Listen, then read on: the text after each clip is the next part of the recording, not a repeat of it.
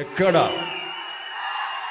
కళాకారులు గౌరవించబడతారో సన్మానించబడతారో ఆ రాజ్యం సుభిక్షంగా ఉంటుంది, చల్లగా ఉంటుంది అన్నది మన పెద్దలు చెప్పిన మాట. ఈ రోజున ఈ పౌర సన్మాన సభ చూస్తుంటే, ఇంతమంది వేల మంది తరలి వచ్చేటువంటి సభ చూస్తుంటే, ఇంత పద్మ పురస్కారాలతో ఇంతమంది కళాకారులకు, గొప్ప వ్యక్తులకు, సౌత్ ఇండియాలోనే అతి తక్కువ ధరలకి రత్నాలను అందించే ఏకైక సంస్థ 6JVR. ఇక్కడ సన్మానం జరుగుతుంటే నాకు అది అక్షర సత్యం అనిపిస్తుంది. అలాగా అది గుర్తుకొచ్చేలాగా ఉన్నటువంటి ఈనాటి ఈ సభ తెలంగాణ రాష్ట్ర ప్రభుత్వం పద్మ అవార్డు గ్రహీతలకు ఇలా గౌరవిస్తున్న ఈ సభలో ముఖ్య అతిథిగా విచ్చేసినటువంటి మా మిత్రులు గౌరవనీయులు శ్రీ రేవంత్ రెడ్డి గారికి, మరొక సోదర సమానులు ఉప ముఖ్యమంత్రి బట్టి విక్రమార్క గారికి, ఈనాటి ఈ సభాధ్యక్షులు జూపల్లి కృష్ణారావు గారికి, మా సినిమాటోగ్రఫీ మినిస్టర్ కోమటిరెడ్డి వెంకటరెడ్డి గారికి, మరొక మిత్రులు మంత్రివర్యులు పొంగులేటి సుధాకర్ గారికి, శ్రీనివాస్ గారికి, ఇక ఇతర పెద్దలకు, అలాగే సిఎస్ చీఫ్ సెక్రటరీ శాంతకుమార్ గారికి, ఇతర అధికారులకు, ముఖ్యంగా ఈ సభ ఇంత నిండుదనంగా ఇంత హుందాగా ఉంది అంటే కారణం తెలుగుదనానికి, తెలుగు వేష భాషలకి హుందాతనం తీసుకొచ్చి తెలుగుదనానికి నిలువెత్తు నిదర్శనంగా నిలబడి ఉండేటటువంటి గొప్పవారు, మేము ఆరాధించేవాళ్ళు మన మాజీ ఉపరాష్ట్రపతి శ్రీ వెంకయ్య నాయుడు గారికి, ఇక్కడ విచ్చేసినటువంటి ఆహ్వానితులకు, కళాభిమానులకు, సినీ అభిమానులకు, నా అభిమానులకు అందరికీ హృదయపూర్వక నమస్కారాలు తెలియజేసుకుంటాను.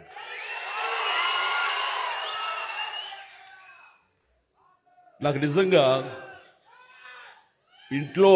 మా ఇంట్లో అడిగారు, పద్మ విభూషణ్ అవార్డు అనౌన్స్ చేయగానే చాలా ఆనందంగా, ఎంత ఆనందపడుతున్నారు ఏంటంటే, నిజంగా పద్మభూషణ్ అవార్డు వచ్చినప్పుడు నాకు ఉన్న ఆనందం అంతా ఇంత కాదు.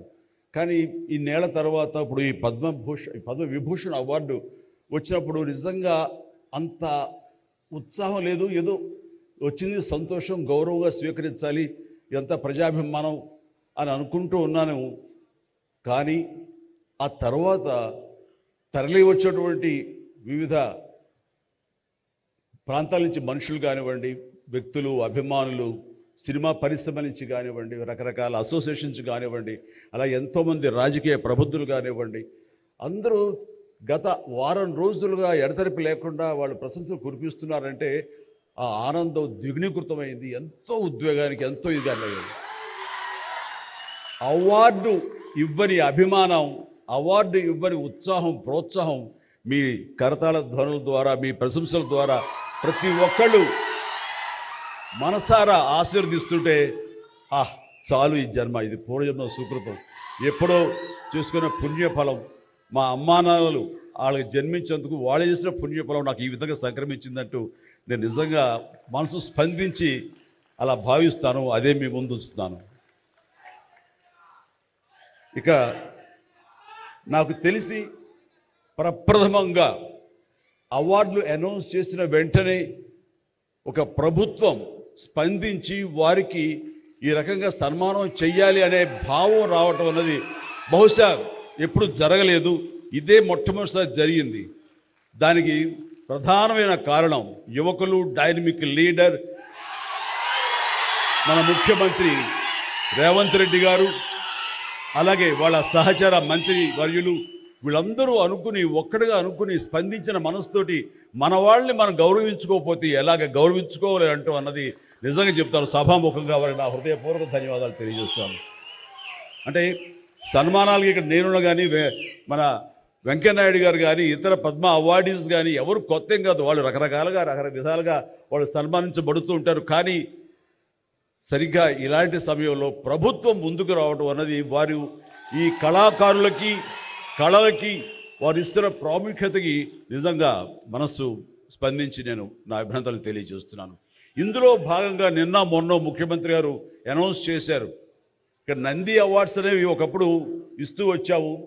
నంది అవార్డ్స్ అనేది తర్వాత అదేదో గత చరిత్రలాగా అయిపోయి మాకు అందరికీ చిన్న డిసప్పాయింట్మెంట్ ఉంది అటు ఇరు రాష్ట్రాల్లో కూడా. అరే కళాకారులు ఇంత నెగ్లెక్ట్ చేస్తున్నారు, ఇంత నిర్లక్ష్యం పరుస్తున్నారు, ఎందుకు ఉత్సాహపరచట్లేదు? అది పెద్ద గొప్ప విషయం కూడా కాదు అది. అండ్ అది ఇస్తే కనుక చాలామంది చాలా ఉత్సాహం ఉంటుంది. ఆ ప్రోత్సాహంతో మరింత ముందుకెళ్తారు. తద్వారా ఎన్నో సినిమాలు కానీ నాటక రంగం కానీ ఇవన్నీ అభివృద్ధి చెందుతాయి. తద్వారా ఎంతోమందికి ఎంప్లాయ్మెంట్ కానివ్వండి, ఎంతోమంది ప్రోత్సాహన కళాకారులు ఇంకొంచెం రావడం కానివ్వండి. ఆ రకంగా ఈ రోజున చూస్తే కనుక మన సినిమాలు ప్రపంచవ్యాప్తంగా ముందుకెళ్తున్నాయంటే అలాంటి ప్రోత్సాహం అలాంటి ఉత్సాహం ఉండబట్టే. సో ప్రభుత్వ పరంగా కూడా అలాంటివి ఉంటే కనుక ఇది మరింత ముందుకెళ్ళడానికి అవకాశం ఉంది. అది గుర్తెరిగి ఈ రోజున ఆ అవార్డులు మళ్ళీ మనం రెజ్యూమ్ చేస్తాం, మళ్ళీ ఇస్తామని ఆ నిర్ణయం తీసుకోవటం, దానికి పేరు ప్రజా గాయకుడు. జీవితం అంతా కూడా రెవల్యూషనరీగా మార్పు తీసుకురావాలని ప్రయత్నించే నిరంతర శ్రామిక కళాకారుడు శ్రీ గద్దర్ గారు. గద్దర్ గారి పేరున అవార్డులు ఇవ్వటం అన్నది ఎంతో సముచితం, ఎంతో ఆనందం, ఎంతో ముదాహం. అలాంటి నిర్ణయం తీసుకున్నటువంటి మా ముఖ్యమంత్రి రేవంత్ రెడ్డి గారికి, వారి సహచర్యులకి నేను మనస్ఫూర్తిగా నా హృదయ ధన్యవాదాలు ఈ సభాముఖంగా తెలియజేస్తున్నాను.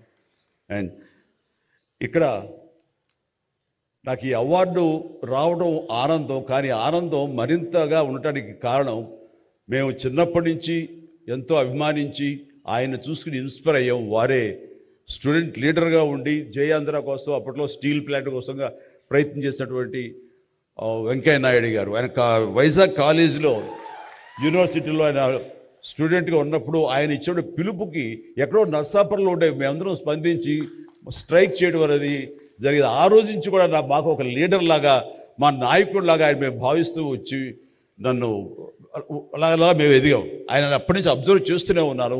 ఆయన వాగ్ధాటికి నేను పెద్ద ఫ్యాన్ని. ఆయన మాట్లాడే మాటలు అలాగా నోరు వెళ్ళగట్టి చూస్తుంటాను. ఇప్పుడు కూడా అదే ఎదురు చూస్తాను. ఆయన ఎంత ఓపికగా మాట్లాడుతారో తెలియదు, కానీ డెఫినెట్గా అలరిస్తారంటూ ఎలాంటి సందేహం లేదు. సో ఆ రోజు నుంచి ఈ రోజు వరకు కూడాను ఆయన రాజకీయంగా ఒక హుందాతనంతో రియల్ స్టేట్స్మెన్ ఇన్ పాలిటిక్స్ అన్నది ఆయన నిర్మాణాత్మకంగా అలా ముందుకెళ్తూ ఈ రోజున అత్యున్నతమైన పొజిషన్ మాజీ ఉపరాష్ట్రపతిగా ఆయన నిర్వహించి తన బాధ్యతలు చేశారు. కానీ ఆయన ఎప్పుడూ మదనపడుతుంటారు. నాతో కూడా ఆయన షేర్ చేసుకున్నారు. రాజకీయాలు రాను ఇలాగా దుర్భాషలతోటి, వ్యక్తిగత విమర్శలతోటి ఇలా దిగజారిపోతున్నాయి చిరంజీవి గారు. ఇది కాదు, ఇది ఆ హుందాతనం ఉండాలి. ఉండి కూడా ఎన్ని సాధించాం మేము. అది ఇదవుతున్నట్టు ఎంత మదన పడుతున్నారంటే వన్ కూర్చున్నప్పుడు ఆయనతో నాతో చెప్పినప్పుడు ఇప్పుడు కూడా అలాగే అయిపోతుంది. అలా అవ్వకుండా ఉంటే బాగుంటుంది అంటే, అలాంటి అవ్వకుండా ఉంటే బాగుంటుందన్న ప్రయత్నంలో నేను కూడా మిమ్మల్ని ఇన్స్పిరేషన్గా తీసుకుని నేను వెళ్ళినవాడేనండి. కానీ ఆ ధాటికి, ఆ మాటలకి, మాట పడటం, మాట అనటం ఇది నా వల్ల కాదు, మీలాగనే. కాబట్టి నేటి రాజకీయాల్లో మనం అన్ఫిట్ అంటారా, లేకపోతే మనలాంటి వాళ్ళు ఇలాగా ప్రతిసారి ప్రతి చోటని చెబుతూ ఉంటే ప్రజలు వాళ్ళు మోటివేట్ అయ్యి అలా దుర్భాషలాడి రాజకీయంగా వ్యక్తిగతంగా విమర్శ చేసే వాళ్ళని కానీ తిప్పి కొట్టగలిగితే ఖచ్చితంగా మీరనుకున్నది నేను అనుకున్నది జరిగి తీరుతుందండి. ఒక వాజ్పేయి గారు ఆ రోజుల్లో స్టేట్స్ మ్యాన్ అంటారు. ఆయనలాగా మళ్ళీ అంత హుందాతనం మళ్ళీ మనం ఈ రోజున మనం వెంకయ్యనాయుడు గారిలో చూస్తున్నాం. అయితే ఆయన రాజకీయంగా కొంచెం విశ్రమించారు కాబట్టి ఈ రోజున ప్రజలే ఆలోచించుకోవాలి. అలాగా నోరు జారే వాళ్ళని, దుర్భాషలాడుతూ వ్యక్తిగత విమర్శలు చేసే వాళ్ళని తిప్పికొట్టే విధంగా నిర్ణయించే శక్తి మీకే ఉన్నది, మీరే నిర్ణయించుకోవాలని చెప్తున్నారు.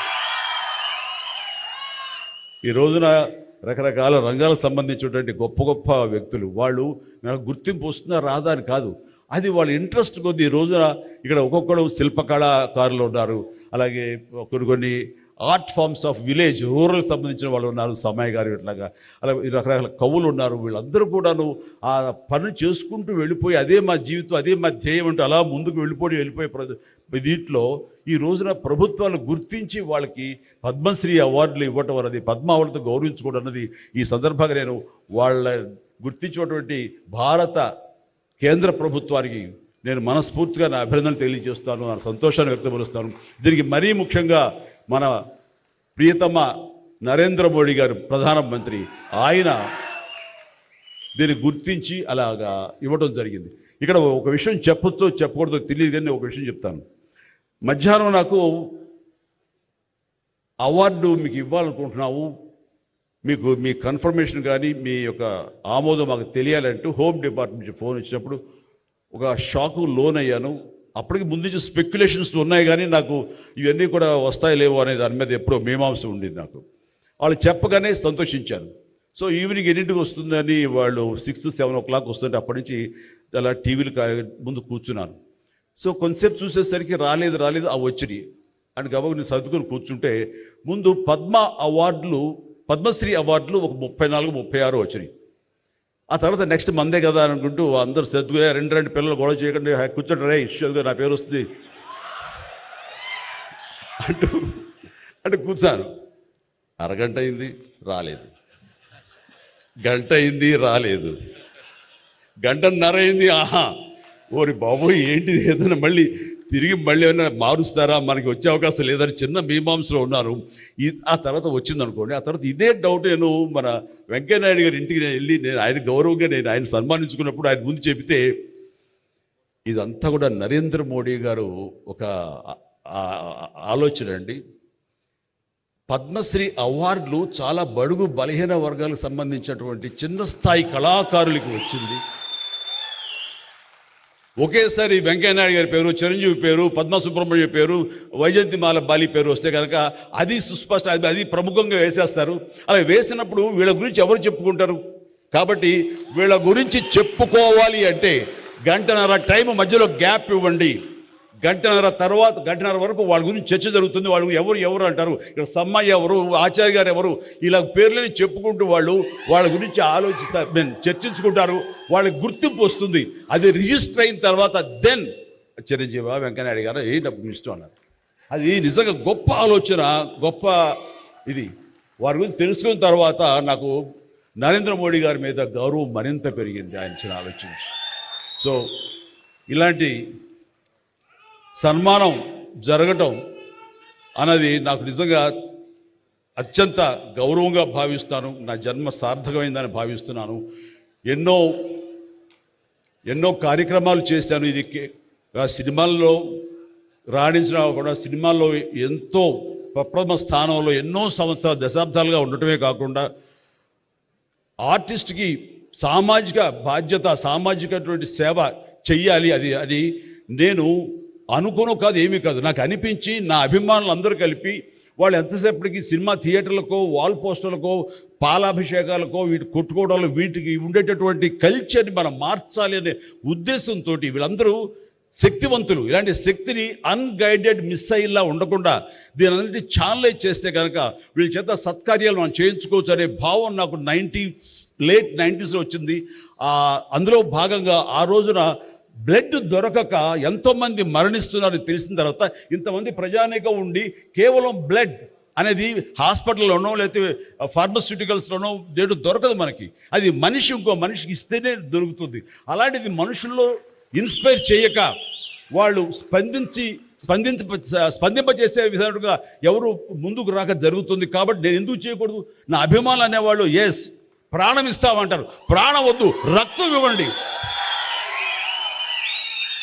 ఇవ్వండి అంటూ నేను 25 సంవత్సరాల క్రితం ఇక్కడ బ్లడ్ బ్యాంక్ పెట్టిన తర్వాత ఈ ఉత్సాహం ఏమైనా పొంగులాగా ఉండి తర్వాత చల్లబడిపోతుందా అని అనుకున్నాను, కానీ లేదు, ఒక జీవనదిలాగా సాగుతూనే ఉంది.